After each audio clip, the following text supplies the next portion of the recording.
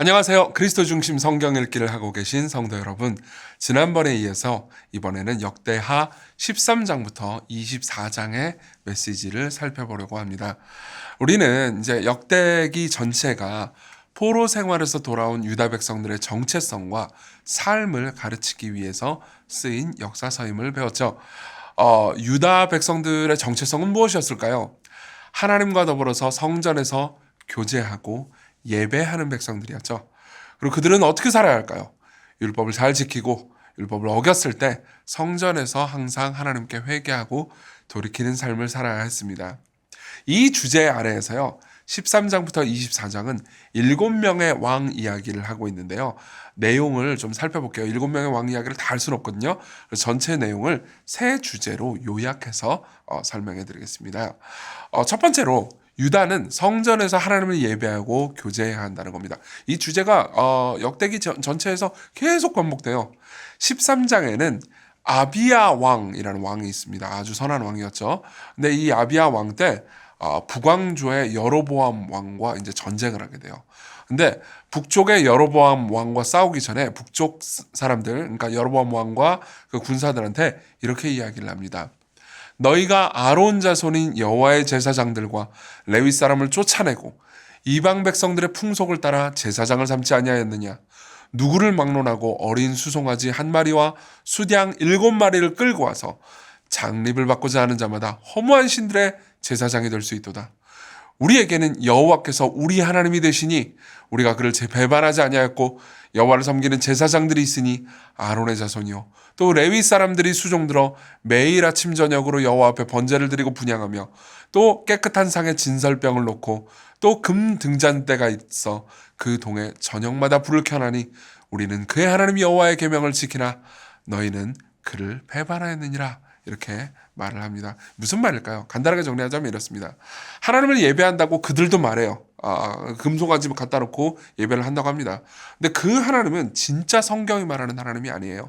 다시 말하면 북쪽 사람들은 하나님을 예배할 때 하나님이 가르쳐 주신 방식대로 예배하는 게 아니고 멋대로 예배를 하는 겁니다.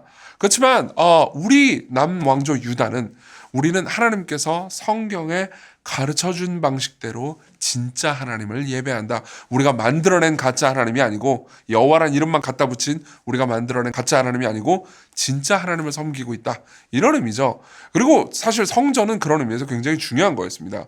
하나님께서는 오직 성전에서만 당신의 백성들을 만나주신다고 했죠. 그리고 이게 바로 유다 백성의 정체성이었습니다. 또 다른 왕인 아사 왕도 있습니다. 아사 왕도 굉장히 선한 왕이었는데요. 그 이유에 대해서 역대기 기자는 이렇게 이야기를 합니다. 읽어드릴게요. 아사가 그의 하나님 여호와 보시기에 선과 정의를 행하여 이방 제단과 산당을 없애고 주상을 깨뜨리며 아세라상을 찍고 유다 사람에게 명하여 그 조상의 하나님 여호와를 찾게 하며 그의 율법과 명령을 행하게 하고.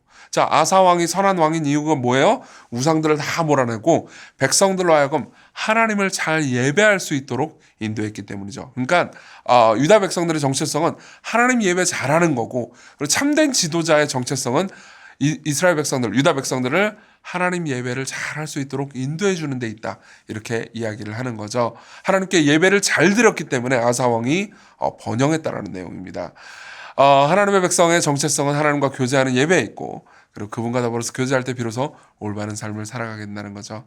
그래서 실제로 이후에 있는 아사, 여호사밧, 요담, 그리고 히스기야 왕 보면요, 계속해서 하나님과 잘 교제한 이야기가 나오고요.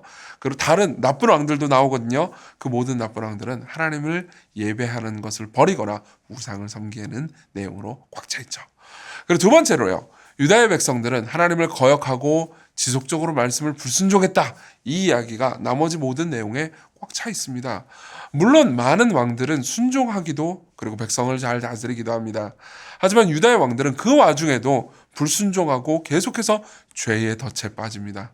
르호보암은요, 10장부터 12장에 나오죠. 오만한 신하들의 말을 듣고 백성들을 억압하죠. 아사 왕은 대체로 경건했습니다. 그렇지만 우상 숭배를 용인할 때가 있고요. 또 백성들을 학대할 때가 있었습니다. 여호람 왕은요, 자기 가족을 죽입니다. 여호사밧 왕은요, 물론 대체로 선한 왕이긴 했어요. 그렇지만 악한 자들과 계속해서 교류함으로써 결국 백성들을 고통스럽게 만듭니다. 아하시아 왕은요, 여호람의 악한 신하들에게 유혹당합니다. 즉 좋은 왕들이라 하더라도, 사실 이제 우리가 읽은 13장부터 24장은 대체로 좋은 왕들이거든요. 근데 좋은 왕들이라 하더라도 유혹에 자꾸 넘어져요. 작은 유혹에 넘어진 결과로 인해서 후대 왕들은요, 더 큰 죄의 유혹에 직면하기도 하고요. 그 과정 중에서 백성들은 엄청난 고통을 당하기도 하죠. 이게 역대하 전체에 나오는 비극이며, 그리고 지금 신약시대를 살아가고 있는 저와 우리 모두의 비극적인 실상이기도 합니다. 역대하는요, 사실 아주 선한 왕이라 하더라도 그 안에 죄가 있음을, 즉 모든 인간이 죄인임을 아주 적나라하게 보여주죠. 셋째로, 그럼에도 불구하고 유다는 하나님의 은혜로 보호를 받는다는 겁니다. 예를 한번 들어볼까요? 유다 왕 여호람은요, 북왕조의 아합처럼 죄를 짓고요. 그리고 아합은 굉장히 악한 왕이었거든요. 근데 아합의 딸하고 결혼을 해요. 그리고 아합의 딸의 유혹을 받아가지고 우상을 섬깁니다. 근데도 불구하고 하나님께서는 당장 유다를 멸하려고 하지 않으세요. 오히려 인내하고 참으시죠. 21장 7절 말씀 읽어드릴게요. 여호와께서 다윗의 집을 멸하기를 즐겨하지 아니하셨음은 이전에 다윗과 더불어 언약을 세우시고 또 다윗과 그의 자손에게 항상 등불을 주겠다고 말씀하셨음이더라. 예, 보십시오. 왜 하나님께서 유다를 멸하지 않으십니까? 유다가 잘해서요? 아니에요. 하나님께서 약속하셨기 때문입니다. 하나님께서 왜 약속하셨어요? 하나님께서 유다를 사랑하기로 약속하셨습니다. 왜 사랑합니까? 사랑했으니까 사랑합니다. 이유가 없어요. 그분은 오래 참으십니다. 그분은 죄를 지었다고 당장 멸하지 않으셨습니다. 그렇지만 회개할 때는 즉각적으로 용서하고 받아주셨죠. 사실 우리 삶도 돌아보면 그렇지 않습니까? 우리가 죄를 졌다고 하면서 하나님께서 갑자기 나타나셔서 막 벼락을 치지 않으시잖아요. 그렇지만 우리가 죄를 깨닫고 하나님께 돌이킬 때 그분은 천천히 용서해 주시는 게 아니고 즉각적으로 용서해 주십니다. 이게 사실 역대기 전체에 계속 반복해서 나옵니다. 그래서 아사왕 시절의 선지자였던 아사랴라는 선지자는 이렇게 이야기를 합니다. 15장 2절이에요. 제가 읽어드릴게요. 아사와 및 유다와 베냐민의 무리들아, 내 말을 들으라. 너희가 여호와와 함께하면 여호와께서 너희와 함께 하실지라. 너희가 만일 그를 찾으면 그가 너희와 만나게 되시려니와 너희가 만일 그를 버리면 그도 버리시리라. 예. 계속해서 역대기는요, 그러니까 이 포로기 시절에 이스라엘 백성들에게, 유다 백성들에게 이걸 얘기해 주는 겁니다. 너희들의 선조들과 같이 결국 죄를 저지르긴 할 거다. 그렇지만 회개하라. 하나님께서는 즉각적으로 용서해 주실 것이다. 너희들의 조상들도 그리했다. 이렇게 이야기를 하는 거죠.